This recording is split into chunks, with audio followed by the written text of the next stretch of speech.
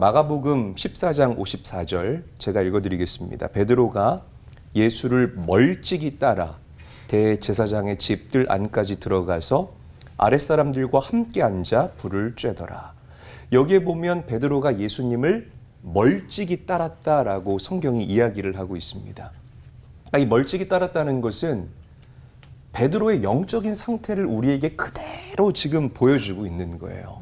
여러분, 신앙생활하면서 예수님 멀찍이 따르면 안 됩니다. 큰일 납니다. 예수님을 멀찍이 따르지 마시고 가까이 따를 때에 우리의 신앙 여정이 행복하고 아름답고 복된 신앙 여정이 될 수 있다는 거죠. 제가 미국에서 교회를 개척했던 경험이 있어요. 그때 제 나이가 29살이었는데 이 교회는 밥이 맛있는 교회라는 슬로건을 가지고 그 지역의 유학생들에게 복음을 전하는 그런 교회였습니다. 근데 창립 멤버가 너무 좋은 거예요.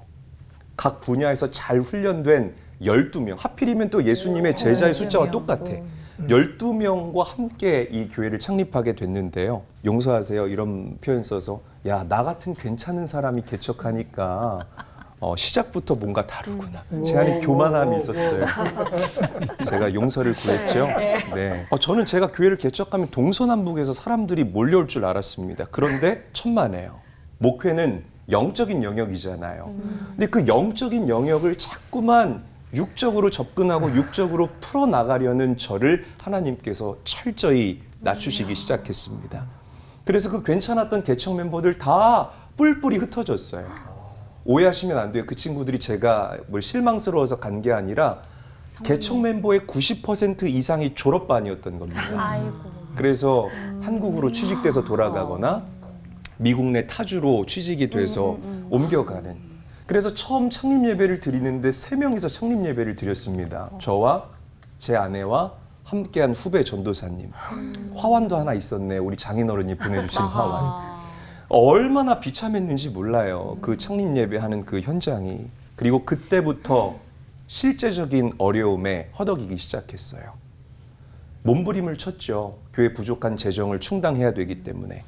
그래서 저는 가발 공장에 나가서 일을 하기 시작했고, 결혼하자마자 제 아내도 제가 일터로 내보내야만 했습니다. 그때부터 우리 교회에 전도돼서 오는 학생들이 있었는데요. 예수님의 옛자도 들어보지 못한 사람들, 예수님이 형님인지 누군지 모르는 사람들, 교회에 발도 한번 들여보지 않은 사람들. 그러니까 교회 밥 먹으러 오는 학생들인 거예요. 그러니까 예배가 될 리가 없죠.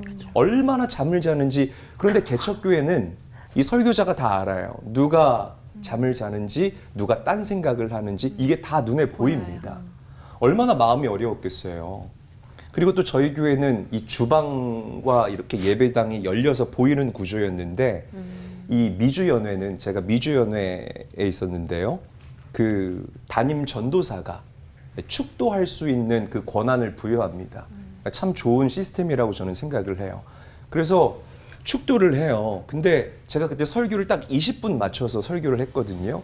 설교 끝남과 동시에 제가 밥솥도 타이머를 맞춰놨습니다. 그럼 보통 교회에서 주님의 이름으로 간절히 축복합니다 하면 음악이 나오면서 사람들이 그날 들은 말씀을 내 안에 다지는 그런 시간들 같잖아요.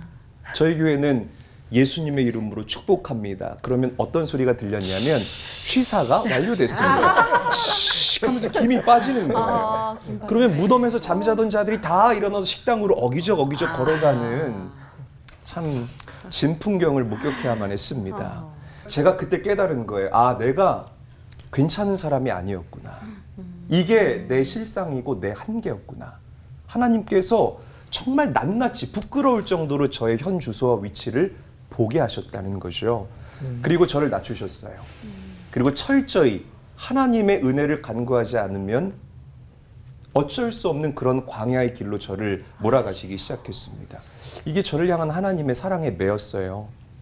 한 번은 예배당에서 기도하다가 잠들었는데 꿈에서 예수님이 저만치 계시는 거예요. 그래서 제가 얼른 예수님을 쫓아가서 예수님 옆에 딱 서서 예수님 얼굴을 봤더니 예수님께서 저에게 밝게 웃으시면서 그렇게 말씀하시는 겁니다. 어디 갔다 이제 왔어? 나 항상 여기 있었는데. 그때 제가 깨달았던 거죠. 아, 내가 베드로처럼 예수님을 멀찍이 따라갔구나. 아, 예수님을 가까이 따라가야 되는데, 아, 목회는 인간적인 매력으로 하는 것이 아니라 하나님께서 주시는 지혜로 풀어가는 것이 바로 목회이구나. 그렇게 저는 영적인 고삐를 붙잡고 예수님을 가까이 따라가기 시작했습니다. 그 성도들을 예수님의 마음 품고 바라보니까 너무 귀하게 보이는 거예요. 자도 귀하게 보이고, 그래 너희들이 여기 나와서 앉아있는 것만 해도 어디냐. 그래서 그들을 말씀으로 양육해 나가기 시작했어요.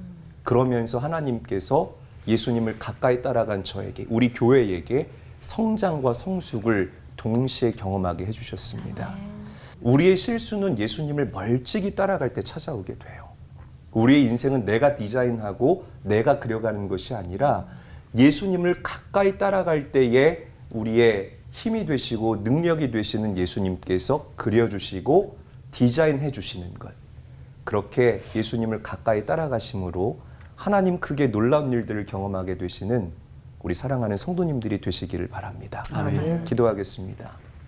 하나님, 우리를 향해 큰 계획과 꿈을 가지고 계신 하나님께서 계획해 주시고 그려 주실 때에 우리가 하나님의 일하심을 경험할 수 있는 것임을 고백하며 나아갑니다. 아멘. 함께하여 주시고 저들을 견인하여 주시옵소서. 아멘. 예수님의 이름으로 감사하며 기도합니다. 아멘. 아멘. 아멘.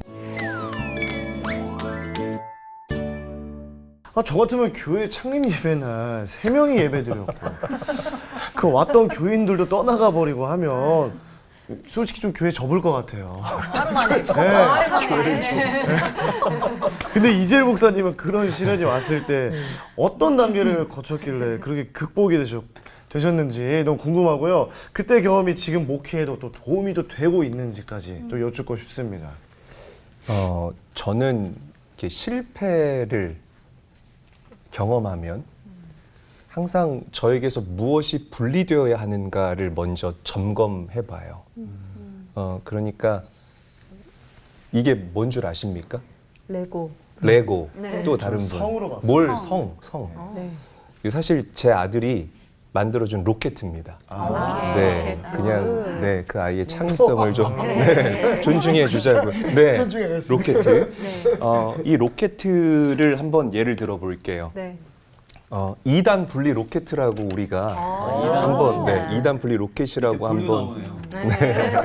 한번 가정을 해보고 설명을 드릴게요. 로켓의 목적은 이 2단계 로켓이 우주에 잘 안착시키는 것. 그러니까 즉 지구를 벗어나서 더 높은 차원으로 나아가는 것이 바로 이 로켓의 목적이에요. 그런데 이 1단계 로켓도 반드시 필요합니다. 그래서 로켓이 처음에 발사하죠. 발사할 때 이 1단계 로켓이 강력한 에너지를 뿜어내면서 중력을 이겨내고 또 고도를 돌파해요. 그것으로 이 1단계 로켓의 역할은 끝이라는 거예요. 그리고 분리되어야 할 때 이 1단계 로켓은 분리되어서 사라져야 합니다. 그래야 2단계 로켓이 가벼워지면서 우주의 그 목적대로 안전하게 이렇게 안착될 수가 있다는 거죠. 분리되어야 할 때 이 1단계 로켓이 분리되지 못하면 오히려 2단계 로켓의 발목을 잡게 되는, 그래서 목적대로 안전하게 안착할 수 없는 그런 부작용이 일어나지 않을까라고 저는 생각을 해봅니다. 그러니까 제가 말씀드리고 싶은 게 이거예요. 이 1단계 로켓이 상징하는 것은 우리의 옛 과거를 상징을 하는 겁니다. 우리의 죄성, 내 자아. 이러한 것들이 우리에게 달려 있으면 항상 우리가 말로는 하나님, 주님을 더 알기를 원합니다. 영적인 신령한 세계를 경험하기를 원합니다. 이렇게 고백을 하면서 정작 분리되어야 할 때 나의 과거와 나의 죄성과 나의 자존심과 이런 것들을 우리에게서 분리하지 못해서 무겁기 때문에 우리가 나아가지 못한다는 거죠. 그게 실패인 거예요. 그게. 그래서 저는 목회를 하면서 여러 번의 그런 실패들을 경험할 때마다 항상 제 자신을 돌아봤어요. 나에게서 분리되어야 할 1단계 로켓이 과연 무엇이 있을까? 교만함이 아닐까? 내가 죄를 지었기 때문이 아닐까? 혹은 나의 과거, 혹은 나의 쓴뿌리가 혹시 내 안에 남아있지 않는가? 실패는요, 우리에게 붙어있는 1단계 로켓을 바라볼 때라고 저는 생각을 합니다. 그리고 혹시나 여러분들에게 그 1단계 무거운 그 1단계 로켓들이 달려있다면 그것들을 제거해 버리시고 다시 정비하시고 가벼워진 몸과 마음으로 주님 가까이 따라가면서 그렇게 다음 단계로 계속해서 돌파를 이루어 나가는 것. 이게 우리 그리스도인들이 실패를 마주할 때 해야 할, 또 바라봐야 할, 취해야 할 어떤 그런 리액션이 아닐까라고 저는 생각을 해봅니다.